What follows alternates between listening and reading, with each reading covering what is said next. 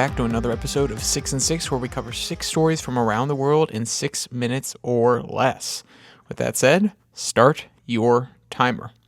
As we turn to Europe, we look at France. After an attempt to set fire to a synagogue in the south of the country, the suspect has been apprehended. It is also alleged that there was an explosion outside the building that he is suspected of setting off. From the BBC, quote, French media reported that the suspect was shot and injured by police after he opened fire on the officer who came to arrest him in the city of Nimes. Earlier on Saturday, a police officer was injured in the blast outside Beth Yaakov synagogue and a nearby seaside resort of La Grande Motte. Multiple Jewish community leaders have spoken out after the attack, speaking about the targeting of their communities across the country.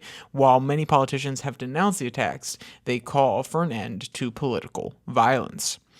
As the stories of Mpox continue to come across the desk, we look to Brazil, where there has been a reported carrier who has been detained at São Paulo International Airport.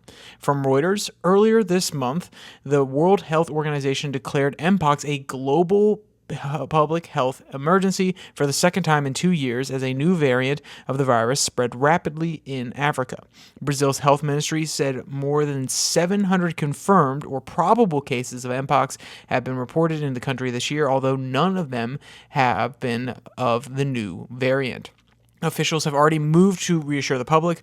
Within the last month, the government had already announced a measure to try to restrict immigration into the country for those wishing to use it as a waypoint to travel further north. Across the Atlantic in Africa, a Sudanese dam bursting has left 60 confirmed dead. The recent increase in rainfall is suspected to have been the main cause of the dam's failure, which has not only caused loss of life, but the destruction of local farms in multiple villages. From the BBC, quote, the Rabat Dam has a capacity of 2 million cubic meters and is the main source of drinking water for the coastal city of Port Sudan, where the military government is based. After being ravaged by 16 months of civil war, Sudan is now experiencing torrential rains and floods that have killed dozens and forced tens of thousands from their homes. The civil war has also contributed to the displacement of millions, along with a growing famine. Returning to the Western Hemisphere, our focus is Canada, where Trudeau's government has said it will reduce the amount of foreign workers who are there on visas. From Reuters, he said the government will present a broader plan on immigration levels this fall. Canada has long prided itself on welcoming newcomers, but its government is under pressure to reduce the number of temporary residents, which has grown dramatically in recent years. The government has pledged more measures to reduce the temporary resident population to 5% of Canada's total population in 3 years. Its share was 6.8% in April, and the Bank of Canada has said it expected that number to rise. End quote.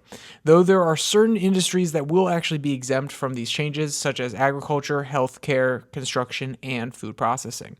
As we look to Asia, Taiwan has convicted multiple military officials who have been caught bribing individuals for intelligence on the country's military operations for the Chinese government. From the BBC, quote, retired military officials bribed active duty soldiers with as much as 700,000 Taiwan dollars, roughly a conversion rate of 21,900 in US dollars, to join a spy network, the court found. One of the men, who was believed to be key to recruiting soldiers, got a 13-year sentence, the longest in the group. This is not the first officer to turn coat, though. Within the last month, another senior officer was arrested for selling sensitive military data to the People's Liberation Army. Finally, we turn to Oceania, where rising sea levels in the Pacific may spell disaster for some small island nations. As temperatures have been measured as increasing, more focus has been given to the effects on these smaller islands that sit only meters above sea level. From Reuters, quote, but even compared to the global average rate of 3.4 millimeters a year over the past 3 decades, the WMO report showed that the average annual increase was significantly higher in 2 measurement areas of the Pacific, the north and the east of Australia. This increase, though small, could spell drastic changes to lifestyle and habitat if the trend continues.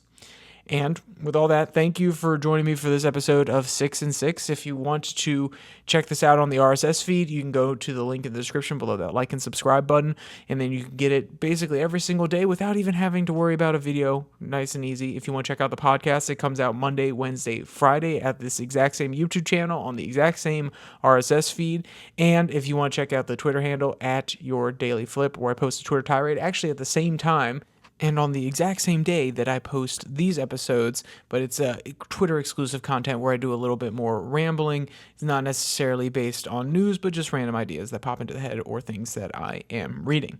So with all that said, there's only one more thing to say. Stay safe, don't die.